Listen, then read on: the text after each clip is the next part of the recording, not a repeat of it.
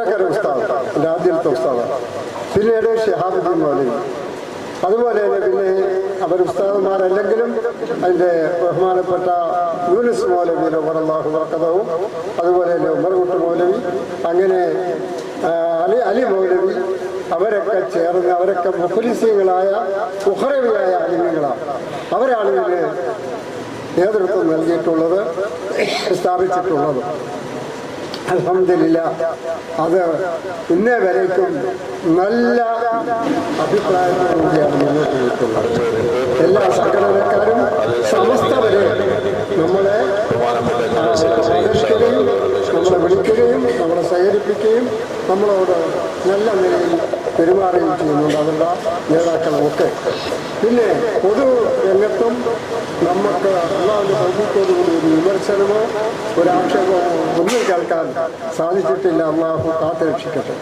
പിന്നെ ഒരു കാര്യം ഉള്ളത്, ഇപ്പോൾ ചില യോഗത്തിൽ എന്തൊക്കെ നിന്നുകൊണ്ട് കരുതിക്കൊണ്ട് ചിലർക്ക് സസ്പെൻഡോ എന്തൊക്കെ ഇങ്ങനെ നടന്നിട്ടുണ്ട്. അതൊക്കെ നേരെയാക്കണം, അവരോട് പറയണം. നിയമത്തിന് വിധേയമായി നമ്മൾ പോകണം. നമ്മൾ ഇതിൻ്റെ പേരിൽ മറ്റൊന്നും നമ്മൾ വലിയൊരുകൂടാതെ അത് സംഘടനയ്ക്ക് ദോഷം ചെയ്യും, നമുക്ക് ദോഷം ചെയ്യും എന്ന് പറയാൻ അൽഹംദുലില്ലാ.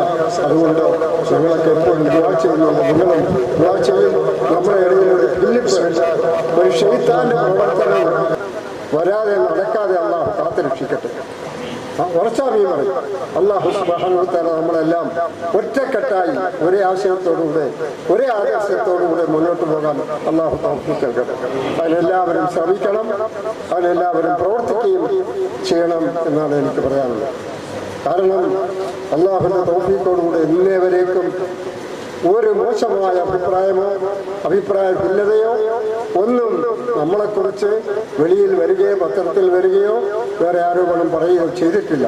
നമ്മളെക്കുറിച്ച് നല്ല അഭിപ്രായമാണ്. കാരണം ഇത് ഇഖ്ലാസിൽ കൊടുത്തതാണ്.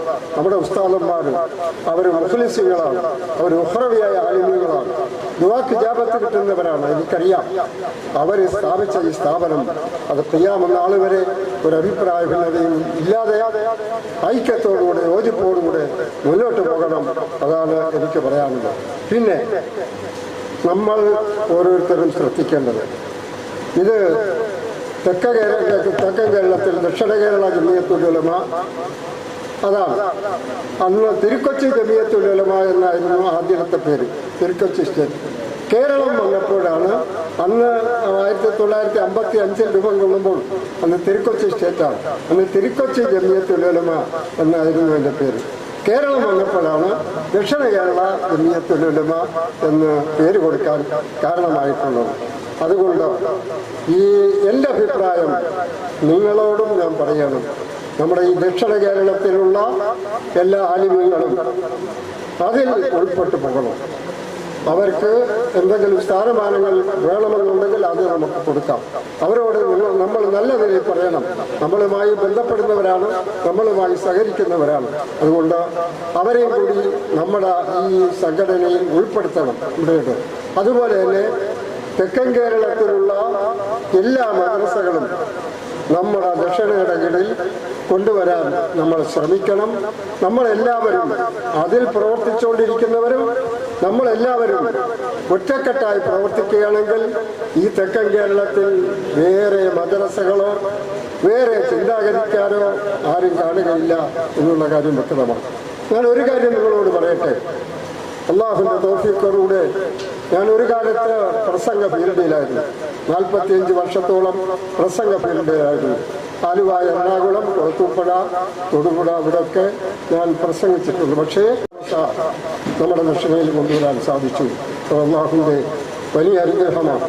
അതുപോലെ തന്നെ തൊടുപുഴയൊക്കെ മേഖലയോടുകൂടെ ഇങ്ങോട്ട് വരികയാണ് ചെയ്തിട്ടുള്ളത്. ആ എറണാകുളത്ത് ഉള്ള മദ്രസകൾ പലതും ഞാൻ എണ്ണി പറഞ്ഞു തരാകുമ്പോൾ ലിസ്റ്റും തരാം. അതൊക്കെ ഇങ്ങോട്ട് വരികയാണ്. അത് ഞങ്ങൾ നിർബന്ധം ധരിച്ചില്ല. ഞാൻ എവിടെ പോകണമെങ്കിലും അവിടെ വാത് പറയും. അവിടെ നീതികാര്യ കാര്യങ്ങൾ ഓരോ വിഷയം എടുത്ത് പറയും.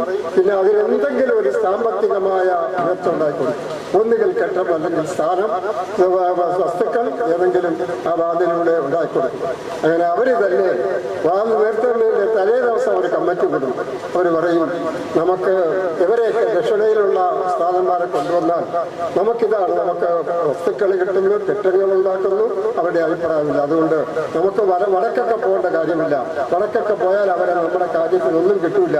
അതുകൊണ്ട് ഇത് ദക്ഷിണയിൽ ചേർക്കണം എന്ന് അവർ പറയുകയും അങ്ങനെ തീരുമാനമെടുത്തിട്ട് എന്നോട് വന്ന് പറയുകയും ചെയ്യും, ഉസ്താദെ ഇത് ഞങ്ങൾ ദക്ഷിണയിൽ ചേർക്കാൻ തീരുമാനിച്ചിരിക്കുകയാണ്, അതുകൊണ്ട് ആ വിവരം ഉസ്താദിനെ അറിയിക്കുകയാണ്, അതിൻ്റെ സർട്ടിഫിക്കറ്റ് ഞങ്ങൾ തരണം. അങ്ങനെ തൊടുപുഴ, എറണാകുളം, ആലുവ, തൃക്കാക്കര, ഇതൊക്കെ ഈ മദ്രസകളെല്ലാം ഒരു കാലത്ത് സമസ്തയുടേതായിരുന്നു. ഇപ്പോഴേ അത് ദക്ഷിണയുടേതായിരിക്കുകയാണ്. അൽഹംദുലില്ലാ. അതുകൊണ്ട് എൻ്റെ ഉസ്താദന്മാരോട് എനിക്ക് പറയാനുള്ളത്, നിങ്ങളുടെ പരിസരത്ത് മദ്രസകൾ കാണും, വേറെ മദ്രസകൾ കാണും. ഇപ്പോഴും നമ്മളെ ആക്രമിക്കാൻ വന്നിരിക്കുകയാണ് ദീനിയാത്തെന്നും പറയും. ഞാനാരും വിമർശിക്കാൻ പറയുന്നതല്ല, പക്ഷേ അവരുടെ ലക്ഷ്യം നല്ലതല്ല. ബഹുമാനപ്പെട്ട മൂസ മൗലവി, കാഞ്ഞാർ മൂസ മൗലവി, അദ്ദേഹം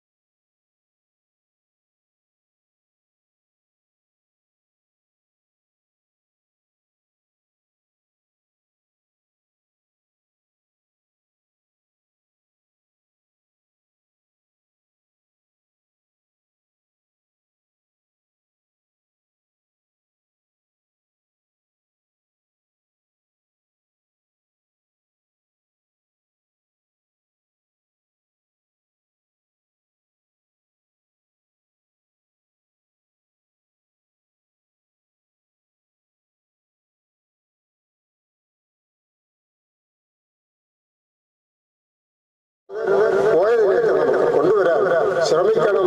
നമ്മുടെ ഇഖ്ലാസ് ആലിമീങ്ങൾക്ക് ഇവിടെ മാത്രമല്ല പരലോകത്ത് വിജയമാണ്. അതുകൊണ്ട് അവിടെ നമുക്ക് വിജയിക്കണം. എന്റെ ഈ സേവനം പടച്ചവനെ നീ അംഗീകരിക്കണം എന്നുള്ള നിയത്തോടുകൂടെ നമ്മൾ സേവനം ചെയ്യുകയും നമ്മുടെ കുട്ടികൾക്ക് ഒരു മിനിറ്റും പാഴാക്കാതെ മദ്രസ ടൈമിൽ മദ്രസ തന്നെ നോക്കണം. മദ്രസയിൽ അപ്പോഴും നമ്മൾ ഫോൺ എടുക്കരുത്, അപ്പോഴും നമ്മൾ മാറ്റിവെച്ചേക്കണം ഫോൺ. ഇത് നമുക്ക് അത്യാവശ്യമാണ്, ക്ലാസ് കഴിഞ്ഞിട്ട് പോയി നോക്കാമല്ലോ. ഇല്ലെങ്കിൽ കുട്ടികൾക്കും ഫോൺ കൊടുക്കരുത്. അതുപോലെ തന്നെ നമ്മളും ആ മദ്രസയിൽ ഇരുന്ന് അത് അറ്റൻഡ് ചെയ്യാതിരിക്കുന്നതാണ് നല്ലത്. അതിനുശേഷം നമ്മൾ ക്ലാസ് കഴിഞ്ഞാൽ ഉടനെ പോയി നോക്കണം എന്താണ് എവിടെയാണെന്നുള്ളത്. അത്യാവശ്യ കാര്യങ്ങളൊന്നും ശ്രദ്ധിക്കണം. നമസ്കാരത്തിന്റെ കാര്യത്തിലും ശ്രദ്ധിക്കണം. കുട്ടികൾ ആ പാഠം പഠിക്കുന്നുണ്ടോ, പഠിപ്പിച്ച പാഠം പഠിക്കുന്നുണ്ടോ എന്നുള്ളത് ശ്രമിക്കണം. അങ്ങനെയാണെങ്കിൽ ആ കുട്ടികൾ നന്നായാൽ അവര് നമസ്കാരക്കാരായി ദീനുള്ളവരായി തീർന്നാൽ അതിന്റെയൊക്കെ ഫലം ചെറുതല്ല. അതുകൊണ്ട് നമ്മുടെ ലക്ഷ്യം പരലോകമായിരിക്കണം. പടച്ചവനെ എനിക്ക് പരലോകം ലക്ഷ്യമാണ്. ഞാൻ ഈ മദ്രസയിൽ പഠിപ്പിക്കുന്നത്, ഇമാമത്ത് നിൽക്കുന്നത്, ഇവിടെ ജോലി നോക്കുന്നത് ആഖിറത്തിൽ ഗുണം കിട്ടാൻ വേണ്ടിയാണ്. അങ്ങനെ ആ നിയത്തോടുകൂടെ നിങ്ങൾ ചെയ്യുകയും അതുപോലെ തന്നെ ഒരു യോഗത്തിലും മുടങ്ങാതെ എന്ത് പ്രതിബന്ധമുണ്ടെങ്കിലും നമ്മൾ വരികയും ചെയ്യണം. അതിന്റെ പ്രവർത്തനം ആത്മാർത്ഥമായ നിലയിൽ നിങ്ങൾ നടത്തുകയും ചെയ്യണം.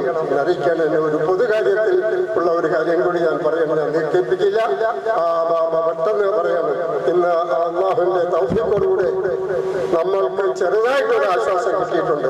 ഇപ്പോഴത്തെ ഇലക്ഷൻ കഴിഞ്ഞപ്പോൾ നമ്മുടെ BJPയുടെ കാര്യം നമുക്ക് ഇല്ലാതാക്കുന്നു, പള്ളികൾ തകർക്കുന്നു, മദ്രസകൾ തകർക്കുന്നു. അതിനോടൊപ്പം തന്നെ അവരെ ഇപ്പോഴെല്ലാം കാത്തതാണ്. ഇല്ലെങ്കിൽ ഇപ്പോഴെക്കാളും അവർക്ക് സ്വന്തം ഭൂരിപക്ഷം കിട്ടിയാൽ അടുത്ത അവർ പറഞ്ഞു കഴിഞ്ഞു, ഇനി തെരഞ്ഞെടുപ്പ് ഞങ്ങൾ വിജയിച്ചാൽ അടുത്തത് ഏകസേനത്തോട് നടപ്പാക്കും, ഹിന്ദു രാഷ്ട്രമായി പ്രഖ്യാപിക്കും. ഹിന്ദു രാഷ്ട്രമായി പ്രഖ്യാപിച്ചാൽ എന്തായിരിക്കും നമ്മുടെ അവസ്ഥ എന്ന് നിങ്ങൾ ചിന്തിക്കും. നമ്മുടെ പള്ളികളോ മദ്രസകളോ ഉപദേശങ്ങളോ ഒന്നും നേരെ നടത്താൻ നോക്കില്ല. അല്ലാഹു കാത്തുരക്ഷിക്കട്ടെ. അതുകൊണ്ട് ഇപ്പോഴ് നിങ്ങൾ ഓരോരുത്തരും നമ്മളെ ദുആ ചെയ്യണം. ഞങ്ങളൊക്കെ ദുആ ചെയ്തിട്ടുണ്ട്. ഇപ്പോഴ് മുസ്ലിമീങ്ങൾ ഒരു 75% ആ BJPക്ക് എതിരായിട്ടുണ്ട്. പിന്നെ ചിലര് ആനുകൂല്യം പ്രമാണിച്ച് ഇപ്പോഴും അതിന്റെ പിന്നാലെ നടക്കുകയാണ്. ചില മൗലവിമാരും ചില നേതാക്കളും ആ BJPയുടെയും അത് വാങ്ങിച്ചുകൊണ്ട് ലജ്ജയില്ലേ എന്ന് ഞാൻ ചോദിച്ചു പോവുകയാണ്. അതുകൊണ്ട് എന്റെ ഉലമാക്കളോട് എനിക്ക് പറയാനുള്ളത്, നമ്മൾ ദീനിന് വേണ്ടി ജീവിക്കണം, ദീനിന് വേണ്ടി മരിക്കണം. അതുകൊണ്ട് ഈ ഇതുപോലുള്ള ഭരണങ്ങൾ വരാതിരിക്കാൻ നമ്മൾ ദുആ ചെയ്യണം. വേണ്ടുന്നതിൽ ഇപ്പോഴത്തെ 75% മുസ്ലിമീങ്ങളും BJPക്ക് എതിരായി വോട്ട് ചെയ്തു. അതിന് തെളിവാണ് മാറ്റങ്ങൾ BJPക്ക് പോകുമെന്ന് ഉറപ്പിച്ചതാണ്. പക്ഷെ അവിടെ 2 പഞ്ചായത്ത് എണ്ണാനുണ്ടായിരുന്നു. എല്ലാം കേട്ടതാണ്. അതുകൊണ്ട് അവിടെ ആലക്കോട്, അതുപോലെ തന്നെ കുളമുട്ടം, മണലാക്ക്, അതുപോലുള്ള സ്ഥലങ്ങൾ അത് തീർന്നപ്പോൾ കോൺഗ്രസ് ജയിച്ചു. ഇല്ലെങ്കിൽ അവർ പരാജയപ്പെട്ട ആയതുകൊണ്ട് അതുകൊണ്ട് മുസ്ലിമീങ്ങൾ ഒരു 75% BJPക്ക് എതിരാണ്. 100% എതിരായാൽ നമ്മൾ വിജയിക്കും. അതുകൊണ്ട് എനിക്ക് നിങ്ങളോട് പറയാനുള്ളത്, നമ്മൾ ആ മുസ്ലിമീങ്ങളോട് പറയണം, നമ്മൾ ഒറ്റക്കെട്ട ഒരു മതേതര രാഷ്ട്രമാണ്. എനിക്ക് ഇന്നത്തെ പറയാനുള്ളത്, മതേതര രാഷ്ട്രം, ജനാധിപത്യ